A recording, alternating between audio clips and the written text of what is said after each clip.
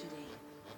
Tomorrow we're live from Alton Towers on the eve of this controversial reopening of the Smiler roller coaster.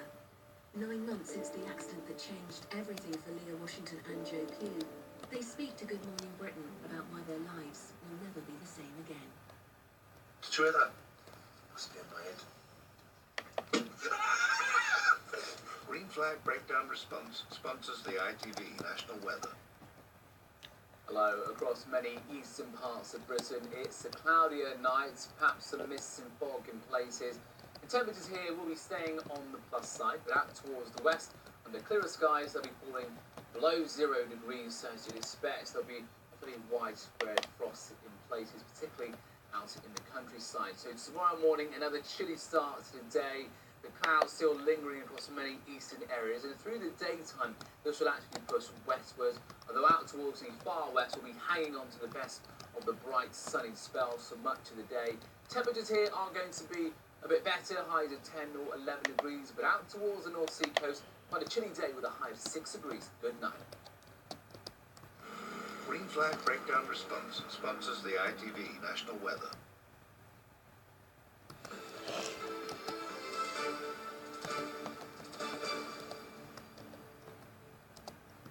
Hello, good evening.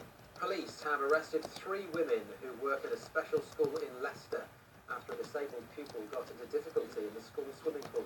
In an ITV News Central exclusive, we've learned that the 18-year-old student is still in hospital 7 weeks later. Westgate School has described it as a tragic incident and have suspended the 3 members of staff. Our education correspondent, Peter Beard, reports. Westgate School is a school which caters for children aged from 4 to 19 with a range of physical disabilities and special needs. Now, ITV News Central has learned that on the 27th of January, an incident occurred in which an 18-year-old student got into difficulty while in the school swimming pool.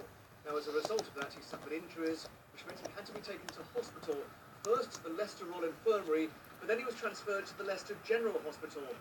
Now, he's still there some 7 weeks later, we're told, in a stable condition. Leicestershire Police were called in to investigate and arrested 3 women who work at the school, aged 49, 61 and 62, on suspicion of neglect offences. They were released on police bail. They've also been suspended by the school.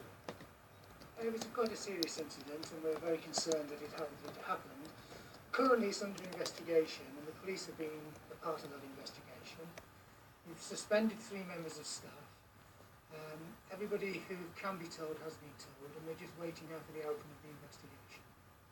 Can you tell anything more about the pupil involved, how he is now?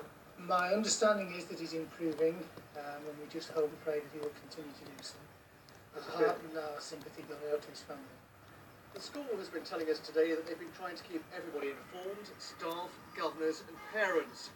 But that's not the impression we've got today from parents we've spoken to here at the school gates. I wasn't aware of an incident. You've heard nothing No, yourself? nothing at all. It's happened on the 27th of January and you've heard nothing about No. this. Are you concerned about that? Just a little bit. Yeah. Because the school have been telling us that they've been keeping parents informed. No, I've not heard of anything so far. That's the first you've heard of it? Yeah, so it's a massive shock to me. There was a bit of a to-do in the pool, that's all, but I don't know any details or anything. As a parent, how concerned are you on that? Very concerned. I don't know what happened in the swimming pool, but just thinking about the pool is alright. And how are the family? I don't know about it. The swimming pool here has only been in use since last June, when this £9.5 million building behind me was opened in a blaze of publicity by Prince Edward. But the school swimming pool is now closed, as it has been since the incident in January. That's because there are now 3 separate investigations going on into what happened here, one by the police, another by Leicester City Council's Adult Safeguarding Board, and a third by the Health and Safety Executive. Peter Beard, ITV News, Leicester. Other news, and Public Health England says there's been a sharp rise in the number of scarlet fever cases being reported across the country, the 3rd annual increase in a row. In 2013, there were just over 400 cases from the Midlands, but by the following year, there were 5 times as many. Well, last year, there were also just over 2,000 cases in 300 reported so far this year. The scarlet fever mainly affects children between the ages of 2 and 8. Michael Billington has been speaking to a GP whose own daughter fell ill with it. Rectangle. Centre. Even when Dr. Zoe Norris's 5-year-old daughter Emma fell ill, she almost didn't consider that it could be scarlet fever. It almost looked like an allergic rash to start with. It was that kind of redness that came up quite quickly, but then very quickly spread, and by the time we got to 3 or 4 days in, it was all over her, and then it was quite clear that this was more than just a bit of a heat rash. Having seen just one case in her entire career, Dr. Norris was more familiar with textbook pictures of the symptoms than seeing the real thing. It wasn't top of my list of things that would be causing a rash in my own children, but then realising actually I have been seeing more of it in my own practice. It shouldn't really be a surprise, and the typical age at which children get this, she was just turned 5, and then there were a few other cases at school as well, so it had clearly been going round. In fact, last year saw cases more than double, and this year the number of children infected with scarlet fever has reached its highest since the 1960s.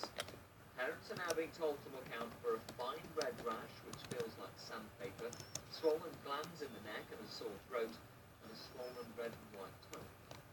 Doctors insist the infection isn't serious if it's caught quickly, but without treatment could lead to complications. The problem in the past has always been when we didn't have access to antibiotics, that there's a small group of children who will go on to develop an immune response where their body will try and attack the infection around the heart and the kidneys, and that's when you get rheumatic fever and you can get kidney damage, and that's what we typically think of when we think of scarlet fever.